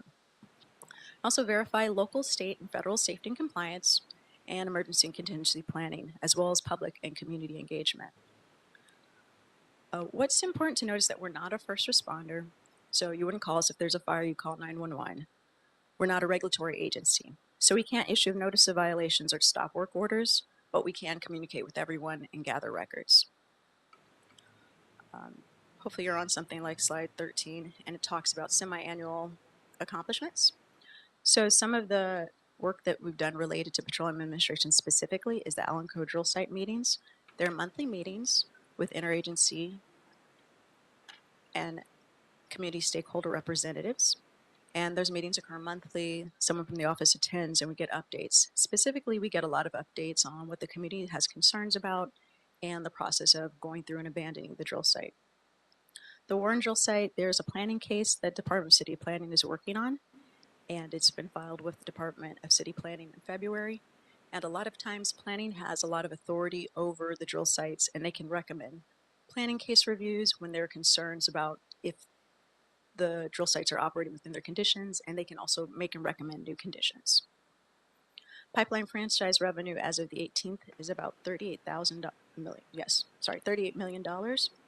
And most of this is coming from SoCalGas. So that's a broad share of $37 million. The rest is from the individual franchises or pipelines. And we've collected about $1.7 million so far. There's a billing that happens in January and one that happens in March. And so the March revenue is starting to trickle in now. That will continue to update through March 15th. For refineries, we do attend interagency meetings with the Interagency Refinery Task Force, and that's for the state of California. And there are also community advisory panel meetings that happen for the big refineries, such as Marathon and Phillips 66. We work with various departments within the city. I mentioned them already, this Department of City Planning, as well as the fire department. There are different council files coming from council file requests coming through Council District 5 and 15, which makes sense. Again, that's where the majority of the oil is, as well as working sometimes with CAO. Policy includes representing the city on the Baldwin Hills Community Standards District meeting, working with the AB 617 communities of Wilmington, Carson, West Long Beach, as well as South LA. Dealing with assembly and state bill tracking, LA County City Just Transition Task Force, also the Baldwin Hills and Urban Watershed Conservancy, dealing with the state's orphan well abandonment plan. And there's a new group that's been formed recently, which is the Local Oil and Gas Jurisdiction Working Group. And so we're attending meetings, and that includes throughout the state, different local jurisdictions that are dealing with oil and gas issues, especially with the changes happening at the federal level. There are also different community engagement activities occurring related to Department Chief Sustainability Officer, as well as public records requests that occur on a regular basis. And so the next page says a Petroleum Administrator top priorities. The biggest priority has been the amortization studies, and that is continuing. Number 2 is pipeline franchise compliance. 3 is the remediation policy. 4 is pipeline franchise renewals, compliance dashboard and website. 6 is air quality monitoring, and then 7 is dealing with all the various lawsuits. And depending on what's happening, sometimes these lawsuits take a huge priority if the office is involved in discovery, if there are different cases going on where there needs to be more tracking. This session, there has been more time on litigation. So just a brief litigation update. There's the SoCal gas lawsuit, Nguyen versus City of Los Angeles. So in 21-22, the Petroleum Administrator and CAO negotiated new franchise agreement with SoCal Gas. This one is based on a percentage of revenue. So it went from 2%, which is the general franchise formula for the state of California, up to 5.5%, and that was to include street damage and restoration fund, which previously was not paid into. It also had increased compliance and greenhouse gas oversight, including $21 million for a new climate equity fund. This was done at the end of 2022, and then unfortunately there was a lawsuit saying that there was a Prop 218 violation, and that the city did not put the vote to taxpayers to increase the revenue. I worked with the city attorney's office and defended this, and on February 26th, I was deposed for 8 hours on record. On July of 2024, the court entered a final judgment in favor of the city, but unfortunately the plaintiff has filed a notice of appeal in July, so we'll see, but it's going to be an ongoing time before the appeal is finally resolved. There's a new city attorney assigned, and you can request any specific updates on ongoing litigation from the city attorney's office, and there's the case number. The next case that I'm involved in is Alan Coe versus Uduak Joe Untuk, who happened to be my predecessor at the office. And this case, this is a lawsuit that Alan Coe posed against the City of Los Angeles, and the parties include, of course, Alan Coe, Chevron USA as a successor in interest to Standard Oil of California, the Roman Catholic Archdiocese of Los Angeles, the former Petroleum Administrator Uduak Joe Untuk, and Calgem was originally part of it. They were able to settle and are now not part of the case. I'm currently working on discovery with the City Attorney's Office. Again, you can request specific updates from the City Attorney's Office, and there's the case number. The next one that you might have heard of is the non-conforming land use. And those are parties that have not been happy with the city's ordinance. And they include Warren, EMB, and native oil producers, as well as the National Association of Royalty Owners. There was a preemption trial at the Stanley Moss Courthouse. And this one made news articles. So you might see there's a few different news articles. There was a selection from a judge delivered a blow to Los Angeles City Council ordinance to phase out new oil drilling in Los Angeles, ruling that only the state has the power to regulate oil drilling. And this was an interesting timing because it was right before another bill that was before the governor. These articles did appear. This is a basic summary from the LA Times. A high-profile law intended to phase out oil production with the City of Los Angeles has been struck down by a judge who ruled that the state, not the city, has jurisdiction over many aspects of drilling operations. However, the ruling could be moot if Governor Gavin Newsom signs a bill allowing cities and counties to reduce or eliminate oil and gas operations. Assembly Bill 3233 recently passed the state legislature and is on the governor's desk. And so there's a council file to follow this too, 241466. This was just updated on February 11th. And the motion was to authorize the city attorney to execute the attached stipulation order, to formally rescind the ordinance, and to instruct the Department of City Planning to work for a new oil ordinance with an anticipated adoption sometime after January 1st, 2025. And the reason for the January 2025 date is, again, Assembly Bill 3233. This bill authorizes a local entity to limit or prohibit oil and gas operations or development in its jurisdiction. This bill passed the state legislature August 31st, 2024, and was sent to the governor's desk. And he had until September 30th to sign, and 5 days early, the governor held a signing ceremony in Los Angeles County at the Englewood oil field, and it had an effective date of January 1st, 2025. Signing this opened the path for the city of Los Angeles to redo its ordinance. So it might be helpful to walk back and understand what the ordinance actually did. On December 2nd of 2022, the Los Angeles City Council adopted the ordinance. It became effective on January 18th of 2023. The ordinance deemed all drill sites and oil gas wells a legally non-conforming use. In addition, it prohibited operators from drilling, re-drilling, deepening, or performing any well maintenance, except for or to prevent or respond to a threat of public health, safety, or the environment as determined by the zoning administrator. The planning department also prepared a zoning administrator's memo, and it outlined the steps and procedures for health and safety exception requests. This defined well maintenance activities in the Los Angeles Municipal Code. So it was the idea was that as work was occurring, there would have to be some type of discretionary review process. This all got kicked out when the ordinance got kicked out. You can look at the history of it. It's still on this website. I just checked this morning. It is still up so far, although there are things that are changing. What's important to know is that the ordinance was not all the work that this office does. Pipeline franchise work can continue as normal. Any types of studies can continue as normal. And oversight and records gathering can continue as normal. We are continuing to work with the Department of City Planning as they look into doing a new ordinance as well. Now you see a nice holiday picture. So there's some office members during the holidays. We've got a chance to take a photo with the mayor. And it's a good time to talk about staffing. In general, for fallout from the budget of 24-25, we lost and we did not gain positions. There was no new funding for programs provided, and we lost staff positions. 2 of the positions were in the amortization section, and this reduction is especially important because the amortization work was a priority, and I've had to take on that additional work, do the staff reduction, and so that includes things such as technical studies, review and comment, presentations, as well as contractor billing and payment resolution. So all that work is now continuing. And we continue to do all the work that's assigned. The problem is we're not able to do everything fast. So we continue to do our best.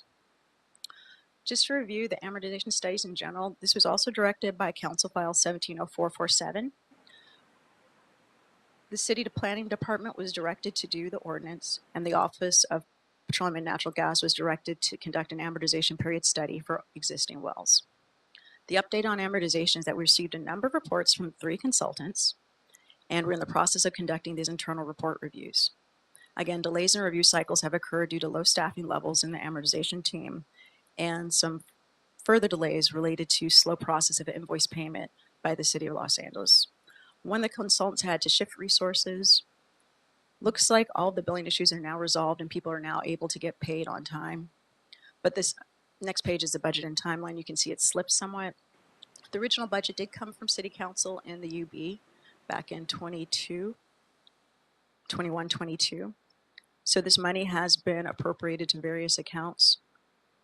And so the lion's share went to Baker and O'Brien, who did the first successful amortization study at the Culver City oil field. There are also contractors. CJM is also being used by LA County as they do their amortization studies. And AMM is someone who we've had a good experience with previously in doing some work at the city. And so all these studies are wrapping up and results are coming in. It looks as though we will need to do some work on terms of getting a cohesive picture so that everyone understands the picture and the differences between these three studies. So that's the work that we're continuing to do. And once that's together, we will be looking at ways to present this information to the city. Rentals and royalties is a project that we worked on. It was suggested by the 2018 Controllers Report.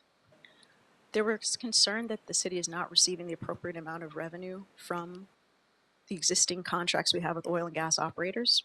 We had an initial project in 2020 that showed a large discrepancy of $31.8 million annually between the best guess calculated and the audit amount. The study was needed to refine this discrepancy. And again, the goal was to determine whether the city received appropriate royalty payments, whether we need to renew or renegotiate any expired lease agreements, and developing and implementing an improved reporting process. In November of 2023, the Board of Public Works approved an RFP release. Unfortunately, the RFPs were not responsive, and we had to work with Bureau of Contract Administration to redo the RFP. On April 26th, the board did in fact reject or rebid the ordinances and recommended that. We were able to get a successful bidder, but unfortunately it was in July of 2024, and the personal services contract was awarded at the board, but there was no funding behind it. So unfortunately that work has not continued, and we have not been able to assess that. We're hoping possibly through the financial status report that we can find revenue to do this work. But again, the concern is if the city is not getting the proper revenue, we should be aware of that and make any changes. For pipeline franchises, I'll breeze through this, but basically a franchise is a contract that allows pipelines to be within the city's public right-of-way. We have about 41 franchises, which include 31 oil and gas, potable water, methane, hydrogen gas, styrene, and electricity. To use these pipelines, operators are required to have a contract with the Office of Petroleum and Natural Gas, known as a franchise agreement, and that includes requirements for insurance, bonding, annual fees, and pipeline and safety tests. So the specific requirements for insurance are $10 million for comprehensive general liability, $1 million for workers' compensation, $1 million for automobile liability, and $25 million for sudden and gradual pollution liability. So sudden would be if there's a big pipeline break due to an earthquake, gradual is a small leak over time, it seeps out. All those were required or recommended by our risk management department. Specifically, the board has the authority to issue monetary penalties if the franchise is not complying with the terms. And those terms include failure to maintain the insurance or failure to maintain a faithful performance bond. Timelines include day 1, there's a first notice of violation, day 32, a second notice of violation, and day 41, a third notice of violation, which includes the penalty and notice to appear before the board. We worked to do a third notice of violation in late 2024, and we recommended a fine in April of 2024 of $10,000 for each of these violations. At the time, the board elected to provide more time instead of issue a fine, and unfortunately that has had the opposite results in that we've seen that there's a lack of fines, that now we have less compliance than we did before. So at one point we had about 6 operators out of compliance. At this point we have about 21 that are out of compliance.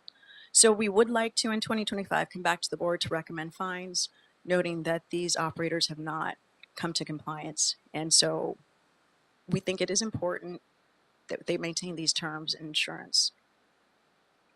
Another thing that we've worked on related to pipeline franchises is the abandonment. Some operators are starting to abandon their pipelines, so we've been working with the Bureau of Engineering to develop a comprehensive procedure and policy for abandonment. And the idea is that sometimes pipeline operators will go to different sections of the city and get different answers on what are the procedures to properly abandon a pipeline. So the idea is that now anyone who goes to the city will get the same answer no matter who they talk to first. So we're hoping that those policy and guidelines will be finalized in mid-March of this year. The remediation policy is something else that my office is working on, and this was again directed by Council File 170447. And the idea was to look at anyone who plays a role in remediation and oversight and explore collaboration. And so for this, our process has been to meet and interview relevant agencies, write up findings and policy recommendations. We met with several agencies and had some community meetings with stakeholders such as Stand LA and the Sierra Club, and we've identified case studies. We've also worked with planning, the fire department, the city attorney, And we're currently drafting up the interviews, the process flow charts, identifying any gaps where we could come up with a policy that could capture things so that operators aren't able to walk away so easily. Specifically for drill site compliance, we also gather records. So we gather records from relevant agencies such as CalGEM, Air Quality Management District, the Fire Department, Department of City Planning, Department of Building and Safety, Industrial Waste Management, and Watershed Protection, and we create a report for each of the drill sites. So far, we've caught up from the time when the office was only 2 employees, and there's no longer a backlog from 2019 to 2022. Next, we'll identify any gaps, and we'll follow up with the agencies, as well as request the data for 2023 and 2024. The goal for this is also to put it on a website so that anyone who's near a drill site will know what is the compliance status for each of these drill sites. There is a lot of concern about living near drill sites. People in Los Angeles live closer than anyone else to oil wells, and there's a lot of concern, and so there's questions about health effects. This would be a way to provide transparency to the public. Other work, there's a lot of other work we're going through. I'll skim through a lot of these slides, but I'll focus on some efforts related to orphan wells. So orphan wells is a well that there's no operator or responsible party to pay for closure or abandonment or proper closure of the well, and that then becomes the state's responsibility. So in the state of California, there are about 5,300 orphan wells. Within the city of Los Angeles, there are about 995 of those wells. Unfortunately, 889 of those are inaccessible, leaving about 106 eligible. Inaccessible meaning it's between buildings or under buildings. Again, there's a long history of oil development in the city of Los Angeles, so the city has built over oil wells in the past. These wells have been ranked into various tiers, Tier 1 being the first. There's also Tier 2 and Tier 3 wells, and CalGEM has done this ranking, and they are working to abandon these wells. There's an orphan well expenditure plan, and they have various dollar amounts for years. And this plan includes revenue not only from the state, but also from the federal government. And so these goals may be modified depending on the availability of state and federal monies. Specifically for year 1, 25 of the wells to be abandoned in the city, 21 are in Council District 1 at the Alanco drill site, 4 others are in Canoga Park. There have been status updates, as I mentioned, at the monthly stakeholder meetings. So the Alanco wells, the first set of wells, identified the Department of Conservation and CalGEM. The community has long been concerned with these wells, and there have been a number of issues and health effects that have been of concern to the community. So we're happy to have a solvent operator. Since there's no longer a solvent operator, we're happy to have the state step in and do this work. The state has actually created a website where updates can be found. And the latest update is that on December 3rd, the project was approved by the Department of Interior, and work began to abandon all 21 wells at the drill site.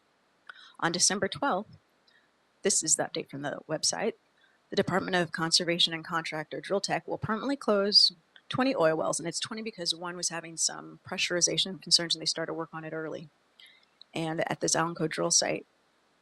And the plan provides community members with essential information about work schedules, safety measures, and emergency contacts.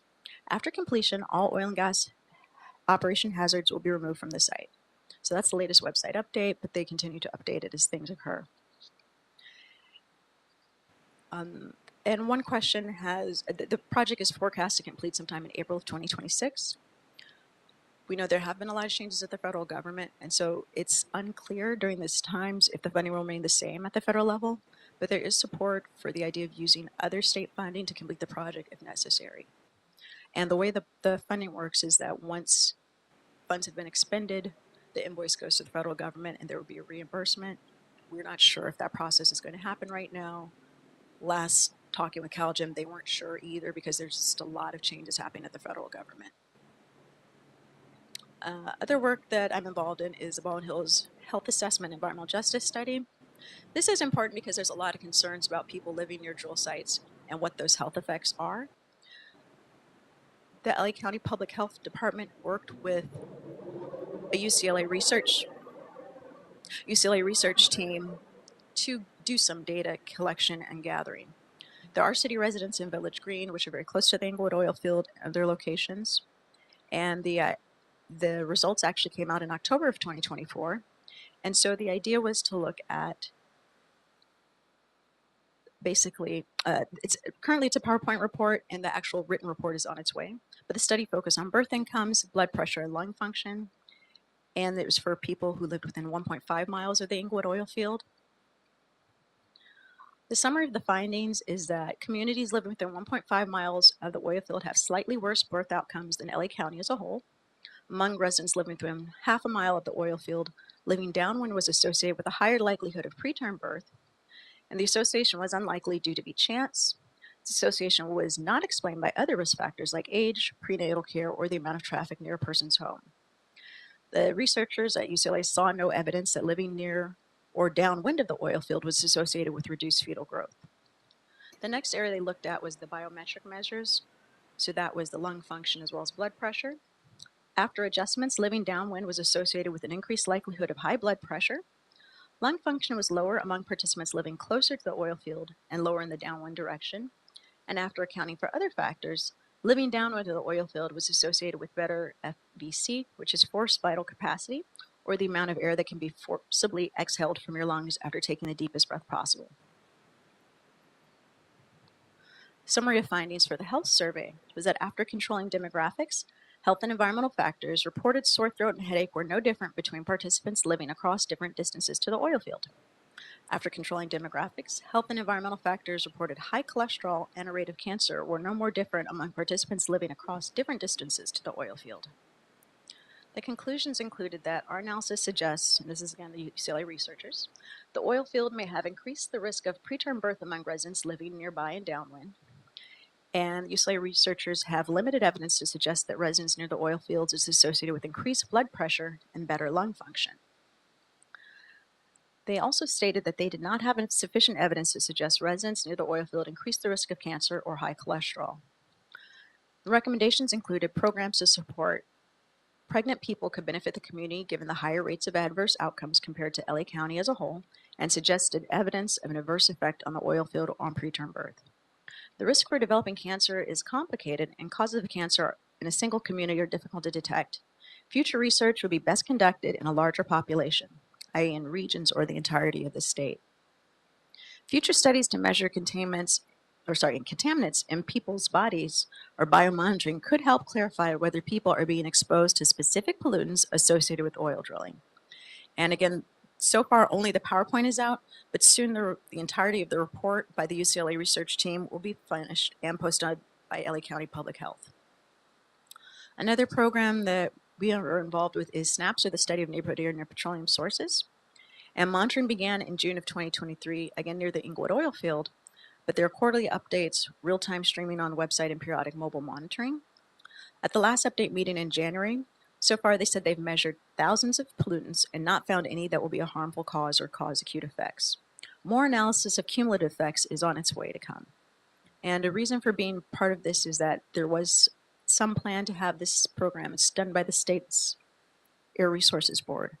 At some point, they might come to the city of Los Angeles, so it's very important to be engaged in what they're doing currently.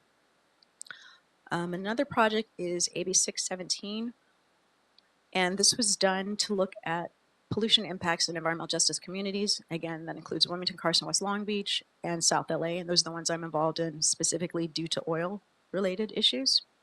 Some exciting update is that AB 16 for South LA has gotten revenue to do participatory budgeting stages, and so this is the schedule, but the upshot is that there's about $11.3 million that will be parsed out. Some will be going to green space projects, some to public school air filtration systems, some for residential air filtration programs, professional wet cleaning, conservation, as well as auto body projects. And what was very important to note is that AQMD reaffirmed the funding for this program is going to be continuing. And these are state funds that will not be changing, as this is a state mandated program and it's not coming. None of these dollars are associated with the federal government. Looking forward, we hope to bring long-term pipeline franchise agreements forward. Rentals and royalties is something we'll try to ID funding for that project. We're hoping to bring forward the compliance and transparency drill program for the drill sites. We are working with the city controller on safety risk assessment and oversight recommendations for active oil and gas sites. That's a study that they have done that they plan to bring results to us to review and comment on. will continue to be part of the LA County City Just Transition Task Force, as well as the Interagency Refining Task Force meetings. And just one thing to note is that there are multiple new council files from Council District 5 and 15. We have been able to respond to some of them. At last count, there were 11. But again, with less staffing, it has been hard to tackle all of this work. That's about all I have now. Any questions? Thank you for that thorough presentation. Do we have questions from Commissioner Grant? Thank you so much for this report. There's a lot here. It's going to take me a while. So might I make a recommendation for the next report that you give us, if it could be submitted to us in advance of your presentation so that we could sort of figure out which areas, if you excuse the pun, we could bore down into it and get sort of understand different areas, whether it be the question of orphan wells, which just intrigues me, and also the Just Transition Task Force, which is so important for both the city as well as the employees in this field. But thank you again for putting this all together. Appreciate it. Thank you. Any other questions? Commissioner King? Quick comment. Thank you for coming in. I know this was extensive, so I don't want to continue with many questions, but I'll follow up with you to schedule a follow-up meeting related to some of these projects that you have outlined. Thank you. Thank you. Any other questions? I had two things.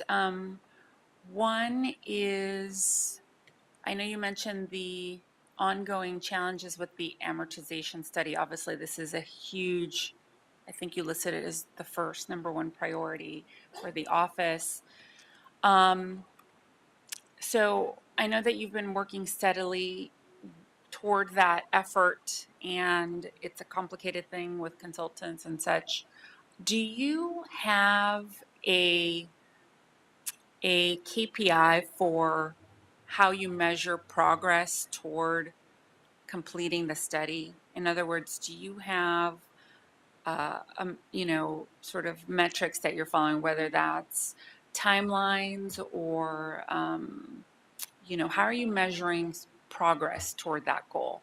Do you have anything like that? And if not, can you provide us with a plan of how we're going to get there, given the staff constraints and the funding constraints? I think it may be time to reassess how realistic these goals are, and it's still an important priority, but I think we just need to have just a better understanding of where we are, where we're going, and then what the sort of challenges we're dealing with. And you've detailed the challenges, but I just want to understand.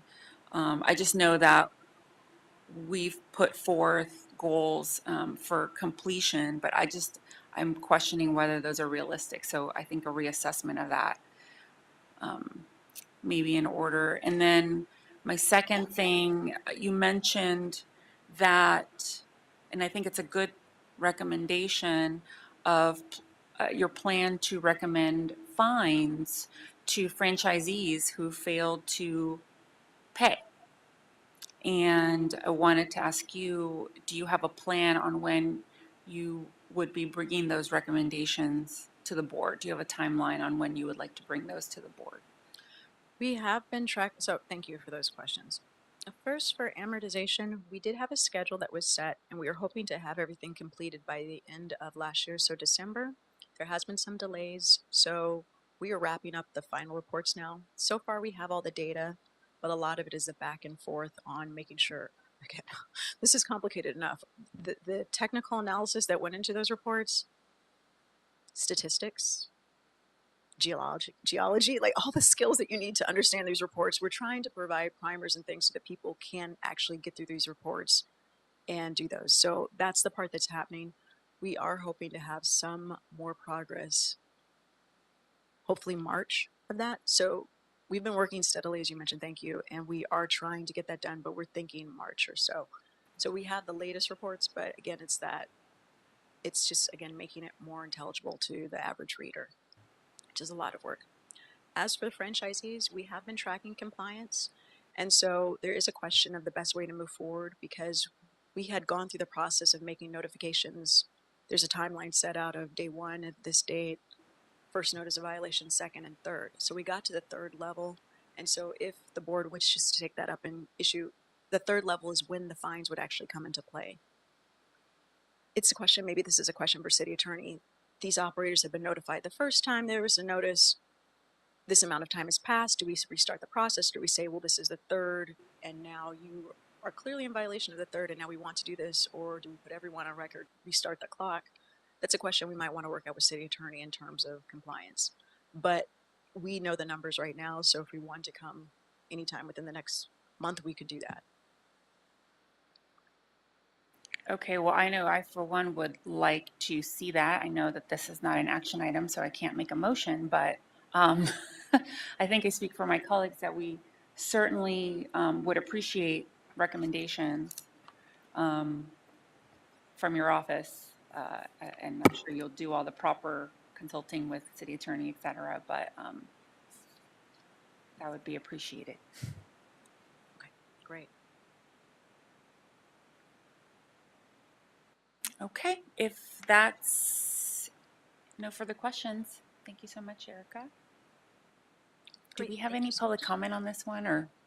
No public comment, and we've cleared the desk for today. Okay, perfect.